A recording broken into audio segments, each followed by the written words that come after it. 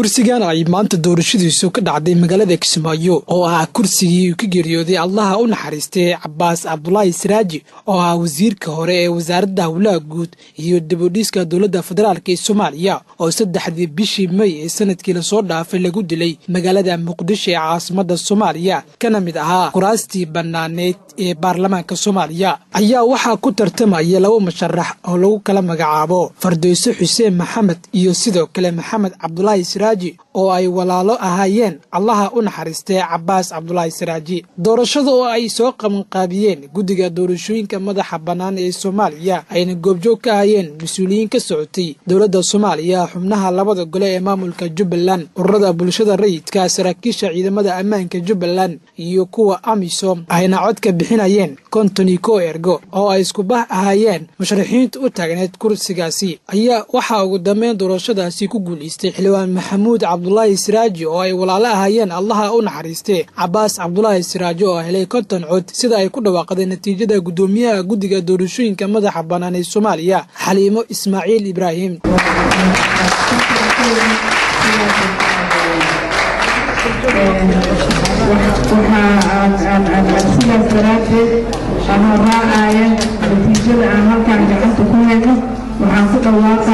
إن محمود عبد الله سراج إنه مشارك يكون يستيق وما تكبر كبلا وكم فيها من دماغنا قوم شعب كأثرك فيك سؤال بيفنا أقول بدينه wasiirka wasaaradda arrimaha gudaha maamul goboleedka Jubbaland mudane Maxamed Warsame Faarax Darwiish oo ka hadlayay afka Jubbaland ayaa sheegay in farxad u tahay in la soo gabagabeeyo kursiga ka harsanaa dowladda federaalka Soomaaliya waxaan runtii sharaf noo ah dhammaan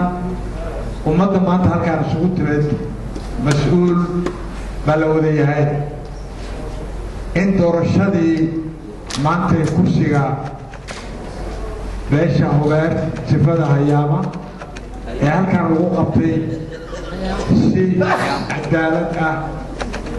oo ama afka qalaad transparent ah oo qof walba wadayisa uu ku arkayay in guddiga doorashada madaxa bannaan ay u maamuleen yaana marxaati kana ugu dambeyntii xildhibaanka ku guuleystay Maxamuud Cabdullaahi Siraaji ayaa warbaahinta la hadlay isagoo sheegay inuu aad ugu faraxsan yahay inuu ku guuleysto kursigani haddana nala taagan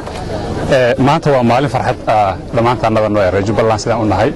ee Soomaali guud ahaanteedaba kursiga waad ogtihiin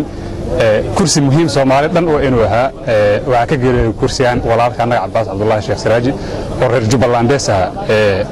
waqti dheer waqti kursigan in la soo buuxiyo farsamooyin jira awooda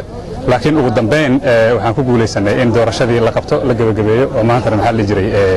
aan ku guuleysan annagii aniga waxaan ahay maxaa la jiray waxa la ii doortay xildhibaan macnaha waxaan ahay Soomaali dhan xildhibaan Jubbalandees kaasatan in kastoo maxaa la jiray Soomaaliya systemka baarlamaanka uu ku shaqeeyo 4.5 system aniga waxaan ahay xildhibaan Soomaali xildhibaan Jubbaland kaas ahaan waxaan ahay xildhibaan dhalinyarta matala reer Jubbaland baa matala Soomaali dhan baan si kastaba adeeg guddiga doorashooyinka ayaa sheegay in ay harsan tahay 2 kursi oo kala ah deegaanada doorashadoodu ay tahay oo ay kala yihiin magaalada Muqdisho ee caasimadda Soomaaliya ee magaalada Cadaade ee maamulka Galmudug Cabdi Abshir Yuusuf Koonfur Galbeed TV magaalada Kismaayo